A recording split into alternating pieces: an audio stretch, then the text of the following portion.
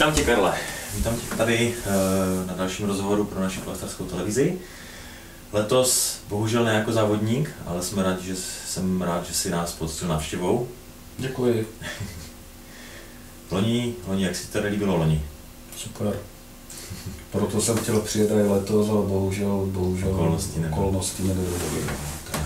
Musel jsem to týden před závodem zrušit. Nedá se. Jak dlouho plachtíš? Jsi zkušený plachtař? Začal jsi v mládí nebo později? No, vítám dlouho, od 15. Akorát jsem měl od 84. do revoluce pauzu v Bumě, STBU jsem měl. Až tak? No, takže jsem nejlepší roky, které jsem mohl strávit jako junior, strávil na zemi. Tomu rozumím moc dobře. No, když jsem znovu začal, tak už jsem neměl šanci jako se dostat na závody juniorské, protože to už mi bylo 25. Takže než jsem zopakoval elementárku, než jsem si to všechno dodítal, tak už jsem přestal být juniorem. No, to musí být určitě nepříjemné. Já jsem měl podobnou pauzu, sice jenom 2 roky, ale taky v těch nejlepších juniorských letech. Takže tomu úplně rozumím. Navíc jsi to měl další tu pauzu. Lítáš z hranic. Lítá se ti lépe, nebo máš oblíbené lítání směrem na Vysočinu, nebo rád, když to počasí dovolí, si zaletíš tady na Beskydy? Vím, že jsi loni absolvoval perfektní přelet na Chopok. Už předloni. Loni taky bylo to jsem naplánoval Chopok s návratem a pak jsem přidal ještě 220 kiláků. Tak. To musí být krásný plachtařský zážitek si zaletět do vysokých hor. No, je to paráda. Je fakt, že jsem se přestal hor bát právě díky tomu, že jsem se začal účastnit tady závody ve Frýdlantě. Jo, takže protože jinak předtím hory, do kterých jsem lítal, tak Jeseníky, Orličky, tak to vysoké hory rozlehlé, jak tady slovenské. Tak. Takže když se s tady dostane člověk na Slovensko, tak to je nádhera. No ale já lítám, protože se mi to líbí, takže já se kochám, proto lítám pomalu. Není třeba spěchat, ale je potřeba si to užít každý stoupak. Vzpomeneš si třeba na svůj první přelet? Nějaký velký, dlouhý, nebo respektive ten první, který si doletěl na letiště zpátky? Přiznám se, že první, který jsem doletěl na letiště zpátky, se nepamatuju, ale pamatuju si svoje první 3 kilo. To bylo v 94. někde na konci července. To byly základny 3000. A to mám 3 kilo s návratem v Solve na Blaníku. No to je krása. Takže to byl úžasný plachtařský zážitek. Nebylo to ten samý rok nebo ten samý den, jak se ztratil Šnek, když byly strašně vysoko základny, on mi o tom vyprávěl? To nevím, no, ale možná, že to bylo ve stejném období. Ale to nevím. A co třeba nějaké daleké přistání v poli? Čekal jsi třeba někdy dlouho na transportní družstvo? Dlouho ani ne, ale pár jako takových kuriózních zážitků mám.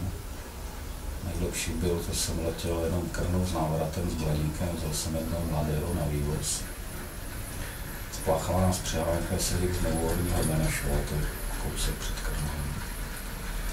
A jsem tam viděl v polích evidentně hospoda, krásné pole, jsem říkal, tady sedneme, ten bude telefon, to ještě nebyly mobily, zavoláme s tam a v klidu popijeme pivo, než pro nás dojedou, tak jsme tam sedli, šli jsme do hospody a nám řekli, tady byla včera bouřka, telefon nefunguje a tam Borec povídá, můžeš si zavolat ode mě z domu, tadyhle ve městě nebo Díky.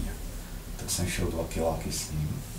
Došel jsem zpátky a mladý už tam seděl pod lípou před hospodou, klopil do sebe jedno pivo za druhým a Blaník zaparkovaný přímo vedle hospody. Pán Víš, jak jste sem dostal? No nic, řekl jsem hospodskému, že když mi nepomůže to sem přitlačit, tak mu neudělám utratu. To je super. Tak jsme seděli pod lípama a popíjeli pivo, než pro nás přijedou. Blaníka zaparkovaného vedle sebe. No. Na prvním FL-ku 2008 jsme tady měli taky podobnou kuriozitu. Já jsem přistál v Polsku, přijeli pro mě do Polska, vrátil jsem se, ve 12 hodin přijeli s Blaníkem, dali jsme ho straňáku, jeli jsme pro dalšího Blaníka. My jsme přijeli ve 4 ráno, začala bouřka, my jsme to v bouřce skládali, přijeli jsme tady v 6 ráno. Takže taky krásný. Tak noční svoz jsem ještě nezažil. Doufám, že ani nezažiju. To je taky. Bys musel opravdu daleko přistát a museli by přistát do pole úplně všichni. A co třeba vlna? Vlna. Ve Vlně jsem byl jednou v Hranicích, to je kolik před 3 rokama. To bylo neuvěřitelné, se udělala vlna nejenom za Kelčákem, ale to nosilo přímo nad hranickým letištěm. A tak jsem sklesal asi do 400 nad terénem a pak jsem zase stoupal. Doufal jsem, že udělám zlato, na zlato mi chybělo 190 metrů. Ale bylo to úžasné být ve Vlně, přímo nad naším letištěm v hladině 128. To zase musím poděkovat mošnovským dispečerům, jestli s těma dá domluvit vlastně v jejich témáčku, že se dá jít vlastně přes těch 9.5. Právě díky tomu, že je to v témáčku. Taky to využíváme tady, že? Teď poslední přelet jsem měl v květnu 20 stupňů nebo 30 stupňů v kabině kraťasy a vlna, měl jsem taky 125 mi povolil dispečer, takže v témačku. No mě povolil tehda taky, ale už jsem se do té 125 nedostal a prostě to zlato doteď nemám. Tak ještě, jo. Ale tak aspoň mám na důchod nějaké cíle, že jo. Přesně tak. A jako plachtař, jak vnímáš to, že vlastně už 3. rokem nemáme Blaníky, myslím tím, jak si na tom profesně, ale taková ta možná i podpasovka od EASY, kdo ví, jak to můžeme nazvat, ale prostě Blaníky teď nemáme a dovážíme si tady nějaké kluzáky ze západního Německa. Tak rozhodně je to škoda, protože já jsem člověk odchovaný Blaníkem, takže to prostě na Blaníka nedám dopustit. No doufám, že se to povede, aby se ty Blaníky dostaly do vzduchu, i když zaručit se to nedá, ale snažíme se v tom dělat, co se dá. Vlastně tak. Možná, že někdy to, samozřejmě vím trochu ze zákulisí, že si v nějakých našich rozhovorech soukromě komentoval to, že na glidingu, na diskuzích lidé můžou podléhat nějakým dezinformacím, respektive iluzím. Jak to jakoby bereš tady tohle? Je tam spousta lidí, kteří tomu nemusí tolik rozumět a zbytečně vlastně dělají nějaké vlastně takové, jak bych to řekl.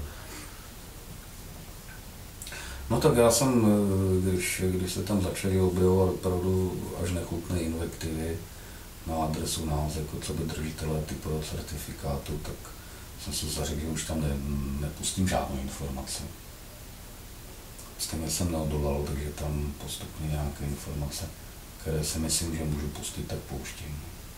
Tak. Jinak jsem v kontaktu s Petrem Pánkem, takže pokud tam Petr Pánek něco uveřejňuje, tak většinou je to po telefonátu se mnou, když ten poslední příspěvek Petrov. Jasně.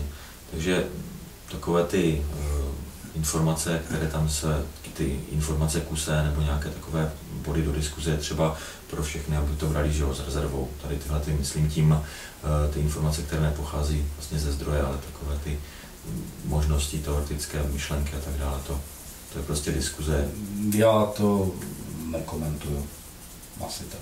Přesně tak to je zbytečné. Asi je třeba si na tady ten závěr tady téhleté kauzy, nebo tady těch třeba je to chvílema stejné jako hospodské řeči o politice. Pokud ten člověk do toho opravdu nevidí a nebo ještě lépe v tom nepracuje, tak by to neměl takhle nějak komentovat. Dobře, to bychom měli k tomu.